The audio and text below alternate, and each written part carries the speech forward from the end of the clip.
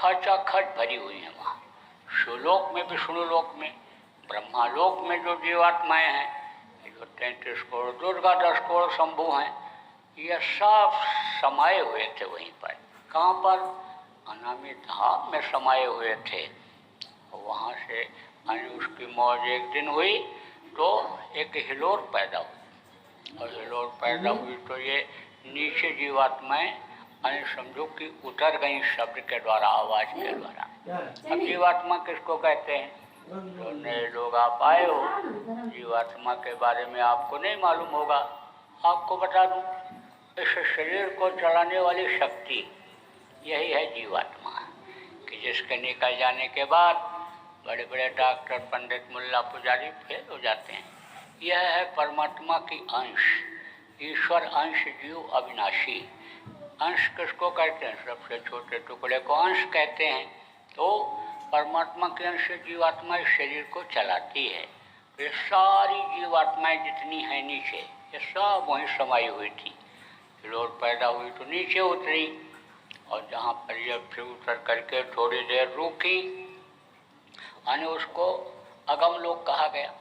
फिर और नीचे उतरी, अलख लोक, यानी समझो लोक बन गया जहाँ इकट्ठा हो गए। जैसे गांव यानी में लोग एक जगह रहने लग जाते हैं जा कर के, तो वही गांव हो जाता है। जब संख्या बढ़ जाती है तो कस्बा जब थोड़े लोग रहते हैं तो कस्बा रहता है, और उसके बाद में फिर वही शहर हो जाता है, फिर वही जिला हो जाता है, फिर वो प्रांत का हेडक्वार्टर बन जाता है। ऐसे होता है। ऐसे वो भी नीचे जब उतरी वो लोक बन गया, और फिर वहाँ से अलख लोक से अगम लोक में, अगम लोक से अलख लोक में आई, और फिर उसके बाद सतलोक में आई। अब आप इस बात को समझो कि सतलोक तक का ही यानी बताना रहता है, और ज़्यादातर बताया जाता है, क्योंकि सतलोक के आगे उधर फिर कोई रोक टोक नहीं रहता है। उधर तो जीवात्माएं बड़ी तेज गति से चलती, और कहीं भी आवे, कहीं भी छिन आवे, छिन जाए, इतनी इनकी तेज गति हो जाती है। सतलोक तक पहुंचने में दिक्कत होती है, क्योंकि मुख्य रूप से वहीं से ये उतारी गई हैं, सतपुरुष की मौज से उतारी गई हैं, और सतपुरुष के मौज के ये सब अधीन हैं। तो अब आप ये समझो यहाँ पर आई, और ये जीवात्मा फिर वहाँ से नीचे उतारी गई है। तो आप ये समझो कुछ जीवात्माएं वो अच्छी उतारी गई, और समझो कि 16 सुत वो कहलाए जो नीचे उतारे गए, उनके साथ उतर करके वो आ गई, तो उनके लोक बन गए। जैसे मैंने बताया ना कि जहाँ पर वो आई, उतरी, रुक गई, वहीं पर उनका लोक बन गया। जैसे आपको बताया गांव बन जाता है, जब ज़्यादा लोग इकट्ठा रहने लगते हैं तो गांव हो जाता है, फिर वही कस्बा हो जाता है, फिर शहर हो जाता है, ऐसे ही। तो ये समझो वहाँ आ गई जीवात्मा। तो सबसे छोटे नीचे जो उतारे गए, नीचे जो आए, उनको निरंजन भगवान, काल भगवान कहा गया। तो वो दर्शन के लिए बहुत लालायित हो गए पिता का। उतारने के बाद एकदम से उन्होंने संबंध बंद कर दिया। वो तो देखते रहे, अभी देखते रहते हैं, बराबर देखते रहते हैं, लेकिन ये लोग कोई जा नहीं सकते नीचे वाले। अब आप ये समझो कि बराबर जिनको ईश्वर कहते हो, खुदा कहते हो, काल भगवान कहते हो, ये बराबर ध्यान लगाए रहते हैं, बराबर, यानी समझो ध्यान में ही मगन रहते हैं 24 घंटे, पल पल छिन उनको याद करते हैं। तो देख तो नहीं पाते हैं, लेकिन वंदना उनकी कबूल करते हैं। जो प्रार्थना होती है कबूल होती है। आप प्रार्थना करते हो, आपकी कबूल नहीं होती है। आप भाव से प्रार्थना नहीं करते हो, तरीका नहीं जानते हो, आपको दिखाई नहीं पड़ते हैं, वो सुनाई नहीं पड़ते हैं, क्योंकि आपका आँख, जो तीसरी आँख है वो बंद है। तरीका यानी समझो कि अपनाते नहीं हो, अपनाते हो तो करते नहीं हो, लेकिन वो बराबर याद करते रहते हैं, बराबर याद करते रहते हैं, कबूल तो करते हैं, लेकिन देख नहीं पाते हैं। तो एक बार शुरू में उन्होंने बहुत मेहनत किया, और मेहनत किया, जब दर्शन हुआ तो उन्होंने उन्हीं जैसा राज्य मांग लिया। जब वो खुश होकर के बोले कि तुमने बड़ी मेहनत किया है और तुम क्या चाहते हो, तो बोले आप जैसा राज्य चाहते हैं। अच्छा नहीं लगा उनको, बोले अच्छा जाओ, राज्य का मसाला तो तुमको देते हैं और तुम जाओ अपना राज्य करो, ऐसा बना लो, ऐसी व्यवस्था बना लो, लेकिन अब फिर मेरे पास नहीं आ पाओगे। तो उनके साथ अन्य कुछ जीवात्माओं को नीचे उतारा गया। वो तो अपने स्थान पर आ गए, लेकिन वो वहाँ से जो उतारी गई नीचे, वो भी रुकते हुए इनके पास तक पहुँची। अब चूँकि इन्होंने राज्य उस तरह का मांगा था, तो रचना इनको करना था। आप ये समझो कि उसी तरह का राज्य बनाना था, तो रचना नहीं करते, व्यवस्था कैसे बन पाती। तो उन जीवात्माओं को जिनको उन्होंने दिया, जीवात्माएं तो जागृत रहीं, अब भी जागृत वो हैं, लेकिन रचना करने की उनमें ताकत नहीं रही। वो कुछ कर नहीं सकती कि जैसे बूंद ऊपर से नीचे गिरा दिया जाए तो उसकी ताकत खत्म हो जाती है। ऐसे ही उनमें जब ये देखा कि अब ये कुछ कर नहीं पाएंगी, तब फिर सत्पुरुष ने मौज किया। तब आद्या, एक शक्ति, आद्या महाशक्ति जिनको कहा गया, जो ब्रह्मा विष्णु महेश की माँ हैं, उनको इनको सौंपा और उनके साथ कुछ जीवात्माओं को उतारा। उनके साथ जो ताकतवर जीवात्माएं आई, उनमें ताकत थी और जान थी। तो आद्या के संपर्क से उन्होंने 3 बच्चों को पैदा किया, क्योंकि उनका समझो लगन क्या था, उनकी इच्छा क्या बनी, लगन उनकी क्या लगी। समझो अपने गलती का प्रायश्चित उन्होंने किया। किस बात के लिए किया कि हमने इनको मांग लिया, तो अब मांग तो लिया, मेहनत करके मांगा, ये गलती का प्रायश्चित तो किया, लेकिन माफ़ी होने वाली नहीं, क्योंकि दर्शन हो नहीं सकता है, प्रार्थना स्वीकार होने वाली नहीं, तो कैसे माफ़ी होगी। लेकिन कोशिश बराबर उनकी जारी रही, शुरू में भी जारी रही उनकी कोशिश, बहुत मेहनत किया। ऐसे मेहनत जारी रखने के लिए उन्होंने कहा कि सृष्टि को तो अब रचना करनी है, और उधर राजा महाशक्ति पहुंच गई कि भाई हमको भेजा गया सृष्टि की रचना की मदद के लिए तुमको। तब फिर उन्होंने उन्हीं के संपर्क से 3 बच्चों को पैदा किया, ब्रह्मा, विष्णु और महेश। यानी जिनको ब्रह्मा कहते हो, शिव कहते हो, समझो कि विष्णु कहते हो, और इनको समझो कि जिम्मेदारी दी और आज्ञा से कहा जाओ अब इनसे तुम आगे की रचना करवा लो। अब मैं जा रहा हूँ अब तपस्या करने के लिए, बराबर उनको याद करने के लिए, और मेरे पास ये आ नहीं सकते कोई, न तुम आ सकती हो, कभी आओगे जब ज़रूरत पड़ेगी तब। अब मैं अपना काम करूँगा और तुम जाओ इधर सृष्टि की रचना करो, जिस काम के लिए तुमको उन्होंने फिर भेजा है। मैंने तो मांग लिया, राज्य मांग लिया, लेकिन अब राज्य की उतनी इच्छा नहीं रह गई। तब इन्होंने कहा कि हम रचना तो करेंगे और वो करेंगे, लेकिन चूँकि आप मांग करके लाए हो इनको, इसलिए संभालना आपको पड़ेगा, जिम्मेदारी आपकी रहेगी। तो जीवात्माओं की जो डोर है वो काल ने अपने हाथ में लिया और आद्या को मन की डोर दिया। मन किसको कहते हैं? गो गोचर जहाँ लग मन जाई, और सो सब माया जानो भाई। जहाँ तक समझो कि दुनिया ये दिखाई पड़ती है या दुनिया देखी हुई रहती है, मन वहाँ तक जाता है, या दुनिया की चीज़ें सुनी हुई रहती हैं, मन जहाँ तक जाता है, आप समझो दुनिया का पसारा जहाँ तक है, माया का पसारा वहाँ तक है। तो अब आप ये समझो मन ही शरीर को चलाता है और मन ही समझ लो सब कुछ करता है। तो मन ये त्रिपुटी है। सबसे पहले ये आप समझो सतलोक से उतरी, जीवात्माएँ उतरी, तो भंवर गुफा में कुछ समय तक रही, 10वां द्वार में आई, और फिर उसके बाद त्रिकुटी में आई। तो त्रिकुटी के पास में मन का भंडार है, और त्रिकुटी के पास में ही माया का स्थान है।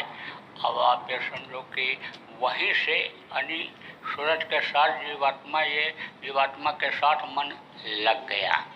तो अब आप ये समझो मन और माया और ये जीवात्मा, 3 चीज़ आपको बताया। और प्राण ये मसाला है। प्राण क्या है? हवा, यानी हवा को ही प्राण कहते हैं। कहते हैं ना, हवा निकल गई, रुक बंद हो गई। अब इस समय तो नहीं, पहले लोग लोहा पीटते थे तो ढोकनी रखते थे, ऐसे खींचते रहते थे ऐसे, और गर्म होता रहता था लोहा उसकी गर्मी से, उसकी हवा से। ऐसे ही ये हवा ऐसे जब तक रहता है जब ढुकढुकी चलती है, और जैसे हवा निकल गई तैसे बंद हो गई, बस शरीर गिर जाता है। इसको निर्जीव लोग कहने लगते हैं, इसमें सड़न गलन बदबू पैदा हो जाती है। इसको मिट्टी कहने लग जाते हैं, कहते ले जाओ जल्दी से मिट्टी को जलाओ, ये मिट्टी हो गई, इसको ले जाओ जलाओ, नहीं बीमारी फैल जाएगी। अब आप ये समझो कि ये हवा है, कई तरह की हवा है। अपान वायु और उदान वायु और प्राण वायु, 10 प्रकार की हवा है। प्राण, अपान, व्यान, उदान, क्रोम, टेकल, यानी देवता, धनंजय, इस तरह के 10 प्रकार के यानी प्राण कहे गए। ये प्राण यानी समझो कि जब तक इस शरीर के अंदर रहते हैं तब तक ये शरीर चलता रहता है। जीवात्मा तो निकलती आती जाती है, जब ध्यान लगाते हैं साधक और जीवात्मा इस शरीर से निकलती है, ऊपरी लोकों में चली जाती है, लेकिन फिर वापस आ जाती है। लेकिन प्राण जब अन्य 10 प्रकार के निकलते हैं तब वापस नहीं आते हैं। 5 प्रकार के प्राण जो ऊपर के तरफ हैं वो निकल भी जाते हैं, लेकिन जो नीचे के तरफ प्राण अन्य 5 प्रकार के हैं बराबर बने रहते हैं। और जब प्राण रहते हैं तब याद जीवात्मा को ऊपर से शरीर की रहती है। और फिर चित्त यानी मन, चित्त और बुद्धि, यानी आप समझो कि चित्त यानी समझो कि शक्ति खत्म नहीं होती। ये सब मसाला है, इस शरीर को बनाने का, चलाने का और दुनिया को चलाने का मसाला है ये सब। तो चित्त से बराबर चित्त लगा रहता है। कहाँ लगा रहता है? जीवात्मा में। तो वही चित्त यानी समझो जीवात्मा को खींच करके ले आता है इधर, यानी प्राण उसको खींचते हैं इधर एक तरह से। यानी शक्ति खत्म नहीं होती है।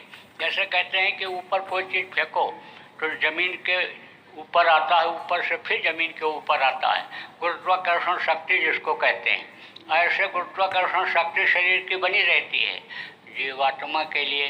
तो ये जीवात्मा और प्राण और ये समझो मन और माया, यानी आप ये समझो कि ये शरीर को चलाते हैं। अब आप इस बात को समझो कि जब शुरुआत में इसकी रचना हुई, किसकी सृष्टि की, तो इसको 5 तत्वों से बनाया गया, 6 तरह की शक्तियों से। माँ के पेट में ये तैयार हुई। आप ये समझो जन्म परिणामी वृद्धि और क्षीण, ये 6 तरह की शक्तियाँ इसको बनाई। और आप ये समझो कि जल, पानी जिसको कहते हो, जल, पृथ्वी, धरती, आसमान और हवा, यह समझो ये क्या है? ये देवता जिनको कहते हैं, ये देवता हैं। ये 5 तत्व हैं, तत्वों को ही देवता मान लिया। आप ये समझो कि यानी जो थोड़ी भी मदद कर देता है आदमी, उसको कहते भाई आदमी नहीं आप देवता हो। यानी समझो कि दवा को कहते हैं ये अमृत है। आप देखो वो क्या था, जब लक्ष्मण मूर्छित हुए थे तब वो जड़ी हुई बूटी तो थी, लेकिन उसको कहा यह संजीवनी है। मूर्छित हो गए थे और देखो ये जिंदा हो गए, होश में आ गए, तो इनके लिए यह संजीवनी बन गई, जिंदा कर दिया। ऐसे ही ये तत्व ही शरीर को चलाते हैं। इन 5 तत्वों में से किसी भी तत्व की कमी जब हो जाती है तो आदमी की बुद्धि खराब हो जाती है, पागल हो जाता है। 5 तत्व इस शरीर की रचना करने में माँ के पेट में मदद किए, और 5 तत्व इधर उन्होंने तैयार किया। ये धरती, आसमान और जो है ये सब बनाया। किसके लिए बनाया? कि जिससे यह शरीर चलता रहे। अब आप ये भी समझो कि और भी चीज़ें मनुष्य के लिए ही बनाई गई। जानवर भी इस तरह के बनाए गए जो मनुष्य पर निर्भर रहते हैं।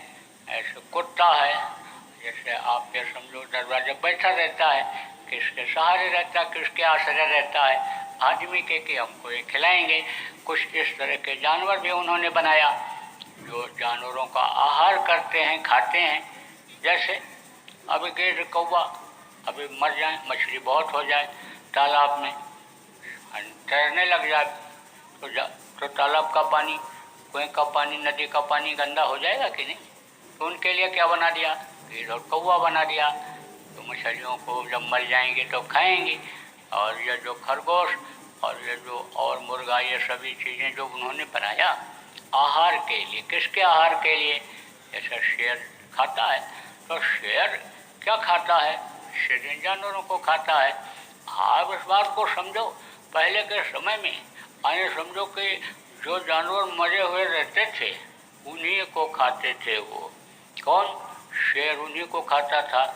अब आप ये समझो, तब उस समय आदमी जानवरों को नहीं खाते थे, तो अपनी मौत जब मरते थे तो उनको खाने को मिल जाता था।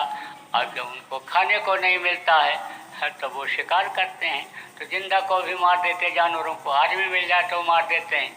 आदमी को आप देखो कि नहीं बोलते थे, वो मारते नहीं थे, समझो।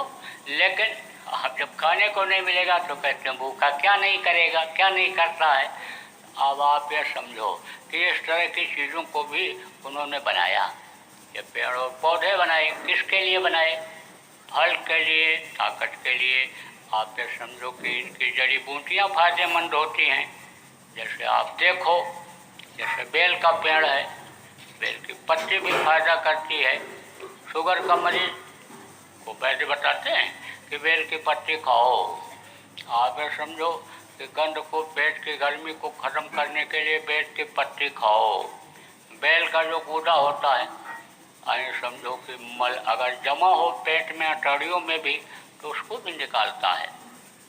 आप इस बात को समझो कि अटड़ियाँ कैसी हैं? ऐसे ऐसे जैसे ये उंगली है, और उंगली में बीच में सुराख, मतलब ये है कि जगह है, ये सीधा नहीं है एकदम से, ऐसे ऐसे ऐसे ऐसे इसमें जगह। सीधा रखोगे तो भी ये गड्ढे हैं, आते हैं इसी तरह की। तो अब आप ऐसे घी में या किसी चीज़ में आप उंगली डालो और उसके बाद ऐसे पोंछ दो, इसके अंदर का ना साफ करो तो इसके अंदर का रह जाता है। तो जो ये दवाएं होती हैं, अंग्रेजी दवाएं, वो क्या करती हैं? वो साफ तो करती हैं पेट, दर्द तो बढ़िया से हो जाता है, हल्का तो महसूस होने लगता है।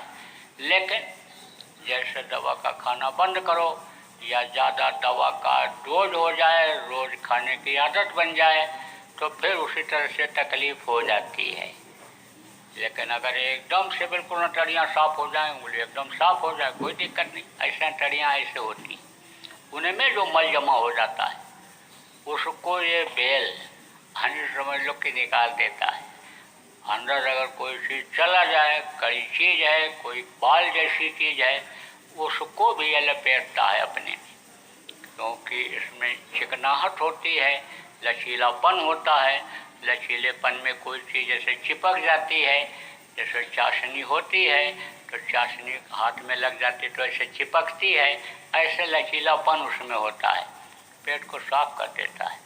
अब इधर आपका अभी बैसाख आएगा, बैसाख भर बेल अगर खा डालो तो कितनी भी संग्रहणी हो सब खत्म।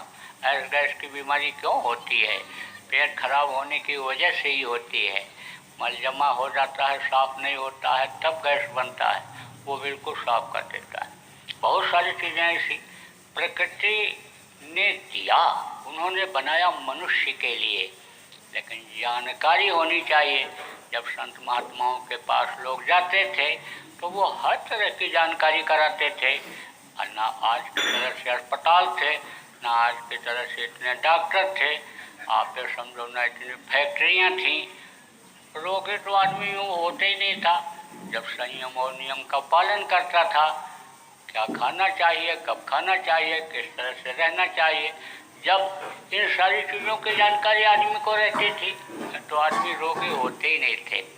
और अगर मौसम के बदलाव से या कहीं खाने पीने की बदपरहेजी से कोई रोग हो भी गया तो जड़ी बूटियों से ठीक किया करते थे। जैसे बेल की बात है, बेल बैसाख में खाना चाहिए, कब नहीं खाना चाहिए? आषाढ़ में नहीं खाना चाहिए, कहा ना। चैते चना, बैसाख है बेल, और जेठ में सैन, आषाढ़ में खेल, और सावन हर भादव चेत, और क्वार मास गुड़ खाओ नित, कार्तिक मूली अगहन तेल, उसे करो दूध से मेल, और माघ मास की खाचर खाए, और फागुन उठकर प्रार्थना है। शहद में चना बहुत फायदा करता है, खून को बढ़ा देता है, रक्त को साफ करता है। कौन सा चना? अभी शहद आएगा। ये जो हरा चना होता है बहुत फायदा करता है। शहद चना, बैसाख है बेल, बैसाख में बेल बहुत फायदा करता है। जेठ के महीने में दोपहर में धूप में नहीं चलना चाहिए, बहुत नुकसान करता है, आराम करना चाहिए। और आषाढ़ में खेल खेलना चाहिए, हजमा कमज़ोर हो जाता है। गर्मी और ठंडी दोनों पड़ती है उसमें, यानी बरसात होती है, ठंडी रहती है, धूप हो गई, उमस पैदा हो गया, तो उस समय पर शरीर को हरकत में रखना चाहिए, खेल खेलना चाहिए, चलना चाहिए, दौड़ लगाना चाहिए, पसीना आ जाए शरीर में। अब आप समझो साल में सावन हर्रय, सावन के महीने में हर्रा ही खाना चाहिए, फायदा करता है। और भादव चिरेटा होता है ना, वो क्या करता है, वो जो बेकार के कीड़े हैं पेट के अंदर उनको निकाल देता है। आए समझो चिरेटा जिसको कहते हो, चीर।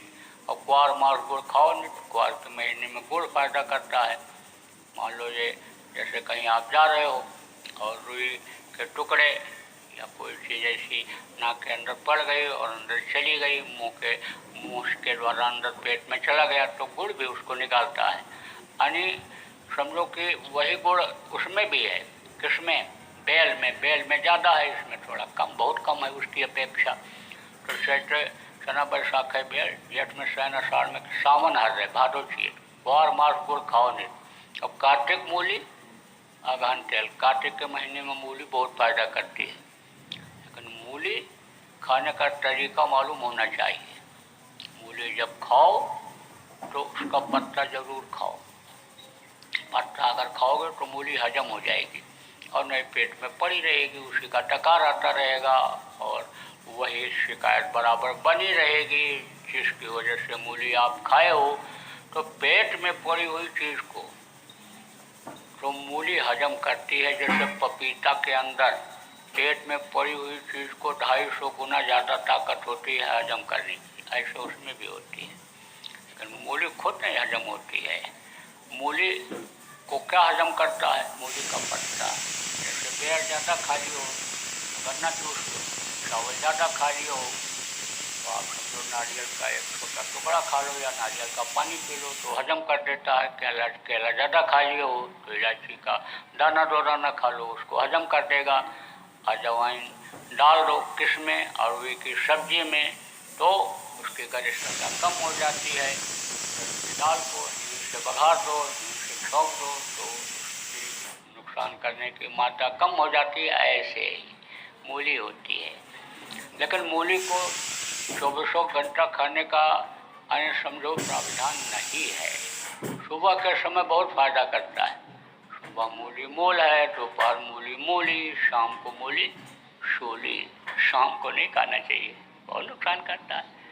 सुबह खीरा ही कहते हैं, सलाद नहीं खिलाएंगे तो कहेंगे कि अरे कुछ नहीं खिलाए, सलाद तक तो पैसे की चीज़ नहीं खिला पाए दावत में, शादी ब्याह में, तो सलाद तो होना ही होना चाहिए।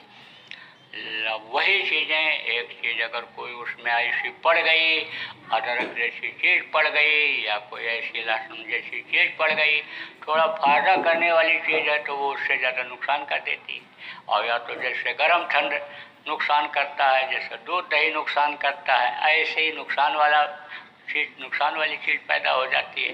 तभी तो बहुत से लोग छींकते हुए निकलते हैं, शादी ब्याह में दावत खाने के बाद छींकते हुए निकलते हैं, नाक पोंछते हुए, तुरंत असर आता है, तुरंत सर्दी का। जैसे प्याज है, बुखार ना आता हो और प्याज को छील करके दबा लो थोड़ी देर से, आँख में दबा लो, बदन गर्म हो जाएगा। ज़्यादा देर दबाए रहोगे तो टेम्परेचर बढ़ जाएगा, जिसको बुखार कहते हैं।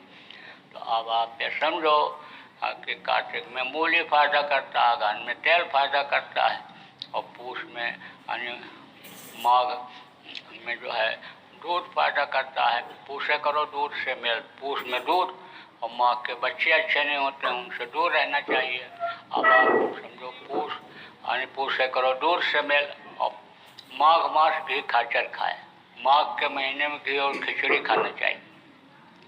और आप ये समझो कि फागुन उठकर प्रार्थना है, सूर्य निकलने से पहले नहा लो, तो समझ लो दूध से स्नान किया। कौन से महीने में?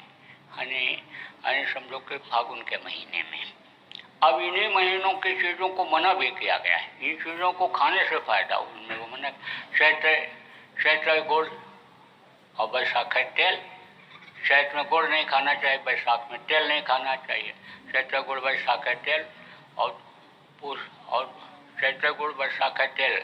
और जेठ में पंथ, जेठ में धूप में चलना नहीं चाहिए।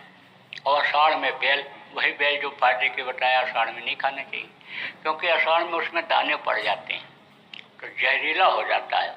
आप देखो, जब आषाढ़ में दाने पड़े और उसको आप खाओगे चबा के, तो यानी समझो कि करस मारेगा, कड़वापन महसूस होगा, इसलिए उस समय नहीं खाना चाहिए। बैसाख है, आप समझो कि आषाढ़ में बेल।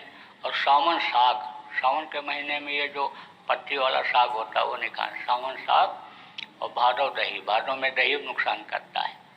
अब मान लो कहीं नहीं मन मान रहा है, इच्छा ही हो गई दही खाने की, तो वह नुकसान करने की मात्रा को अगर आपको ख़त्म करना है तो क्या करो, उसमें नमक डाल दो और थोड़ा सा पानी डाल दो और घोट दो उसको। पहले तो दही, जमा हुआ दही का पानी निकाल दो और उसको थोड़ा पानी डाल करके और फिर पानी निकाल दो और फिर उसमें आप अलग से पानी डालो, नमक डालो और फिर उसको मिलाओ, तब नुकसान नहीं करता है। उतना ही करेगा कि जैसे जिसको दही सूट नहीं करता है, दही फायदा नहीं करता है और वो दही खाता है तो नुकसान करता, उतना ही करेगा।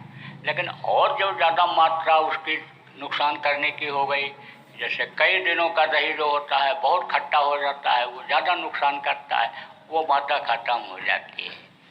बादल दही और क्वार करेला, क्वार के महीने में करेला नहीं। और कार्तिक धनिया पूसे दाना, यानी पूस में आप ये समझो कि औरतों से दूर रहना चाहिए। और माघ में यानी समझो कि मिश्री और फागुन में चना, ये नहीं खाना चाहिए। बहुत सारी चीज़ें। अब ये इसकी जानकारी कैसे होती कि जब सत्संग लोगों को मिलता था, सत्संग सुनने के लिए बराबर लोग जाते रहते थे पहले के समय में। आप ये देखो, जितने त्यौहार होते हैं इन त्योहारों को ऋषि मुनियों ने, महात्माओं ने, श्रेष्ठ लोगों ने इसीलिए बनाया। त्योहार के दिन छुट्टी रहेगी, काम छोड़ेंगे, लोग इकट्ठा होंगे तो उनको कुछ बताया जाएगा, समझाया जाएगा, जीने का रास्ता दिखाया जाएगा, स्वस्थ जीवन बिताने का रास्ता, मानसिक शांति का रास्ता बताया जाएगा। इसीलिए तीज त्योहार के दिन अन्य लोग एक जगह इकट्ठा होकर के और सत्संग सुनते थे, संतों के आश्रमों पर जाते थे, उपदेशकों को लोग बुलाते थे। तो सत्संग अब तो नहीं होता है, क्योंकि रूपरेखा बदल गई। अब वो किस में परिवर्तित हो गई? कथा में, भागवत में, आप ये समझो कि वेद पुराण के सुनने में। और इस समय तो वो भी अब टेप से ही कथा हो जाती है, अब टेप से ही भागवत सुन लेते हैं, अब टेप से ही सब हो जा रहा है, अब टीवी में ही दर्शन कर लेते हैं। किसका दर्शन कर लेते हैं? जो राम बन करके बैठ गए, कृष्ण बन करके बैठ गए, सिनेमा के हीरो, सिनेमा के हीरोइन। वो जो रामायण बना था, रामायण में वो जो बना था राम, उसने बताया कि जब से हम राम बने तब से हमारा करियर सिनेमा खत्म हो गया, हमको कोई काम ही नहीं देता, कहते तुम राम हो गए, राम हो गए, राम हो गए तुम। तो अब आप ये समझो कि अब तो लोग यही मान लिए। पहले क्या था? पहले देखो, ध्यान लगाते थे लोग चेतन से, उस चेतन की पूजा करते थे। क्या है चेतन? चेतन किसको कहते हैं? जो एक जगह से दूसरी जगह आ जा नहीं सकता, उसको जड़ कहते हैं। जो एक जगह से दूसरी जगह चले जाते आते जाते हैं, उनको चेतन कहते हैं। तो ये शरीर चेतन है और जीवात्मा भी चेतन है, क्योंकि जीवात्मा इस शरीर को चलाती है और जीवात्मा निकलती ही आती जाती है, इसलिए वो चेतन है। अब इस चेतन से जब उस मालिक के चेतन की पूजा करते हैं तब चेतन का दर्शन होता है। अब आप ये समझो, कर्म लोगों के जब से ये बने, खराब होने लग गए लोगों के ज़्यादा कर्म, दर्शन होना जब हो गया बंद, ध्यान लगना जब बंद हो गया, तब व्यास एक ऋषि थे, उन्होंने मूर्तियां बना दिया और कहा मूर्तियों की आंखों में आंखें डालो, और नियम बना दिया कि जहाँ पर ये मूर्ति की स्थापना होगी, जिसको मंदिर कहा गया, वहाँ पर सुबह शाम सब लोग जाएंगे और वहाँ पर बैठ करके घंटा 2 घंटा मूर्तियों की आंखों में देखेंगे, ध्यान लगाएंगे। लेकिन अब वो मंदिर चलेंगे, मूर्तियों को पूजा पाठ करके चढ़ा देंगे, फूल पत्ते प्रसाद चढ़ा देंगे, रामायण नमः शिवाय नमः बोल करके चले आएंगे। और अब इस समय पर तो मंदिर भी जाना लोगों ने बंद कर दिया। अब घर घर में मूर्ति बना लिया, घर घर में फोटो खींच करके लगा लिया, बस वहीं हाथ जोड़ करके। तो अब आप ये समझो कि यानी ये जो मेहनत हो रही है लोगों की, जो थोड़ी बहुत मन उधर लगा भी रहे हैं, वो बेकार चला जाता है। क्यों? क्योंकि सच्ची पूजा उपासना हो नहीं पाती है। अब जब सच्ची पूजा उपासना होगी, जब प्रार्थना अंतर से जब आदमी करेगा, स्वीकार होगी, तब तो आदमी सुखी होगा। और नहीं तो देखो सबके सब दुखी इस समय, चाहे खेती करने वाले किसान हो, चाहे मजदूरी करता हो, चाहे अधिकारी कर्मचारी हो, लेकिन सब दुखी हैं। घर घर में बीमारी, घर घर में लड़ाई झगड़ा, रुपया पैसा बहुत कमाते, बरकत नहीं होती है।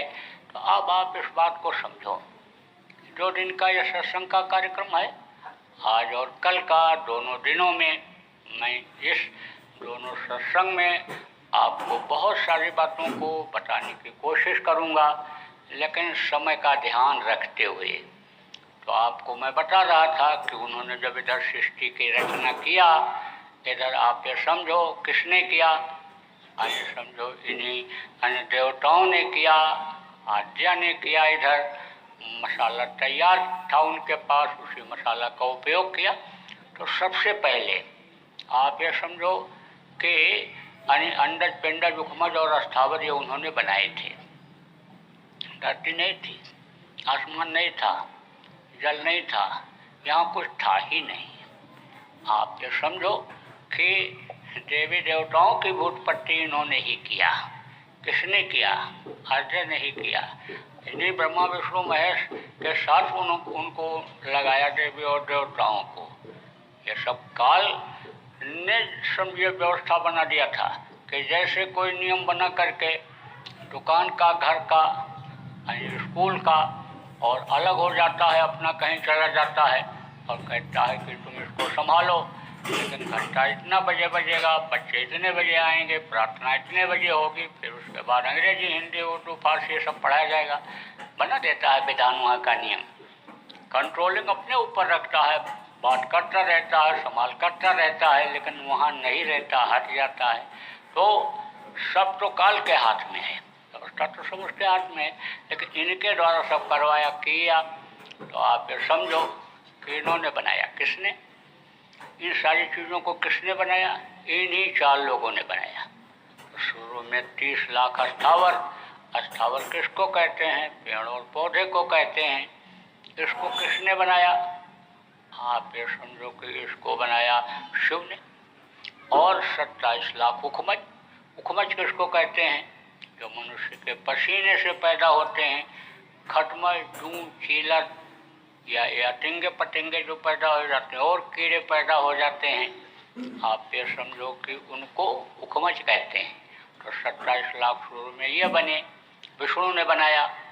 और आद्या ने क्या बनाया? 9 लाख जल के जीव। आप समझो 23 लाख टोटल बनाया, जिसमें नभचर और थलचर। नभचर किसको कहते हैं? जैसे जो चर माने जो चलते हैं, कहाँ चलते हैं? आसमान में उड़ते हैं, यानी पक्षी। और थलचर, थलचर मतलब जो जमीन पर चलते हैं, इसमें पशु हैं, जानवर, ये कुत्ता बिल्ली, ये वो, ये सब उन्होंने बनाया।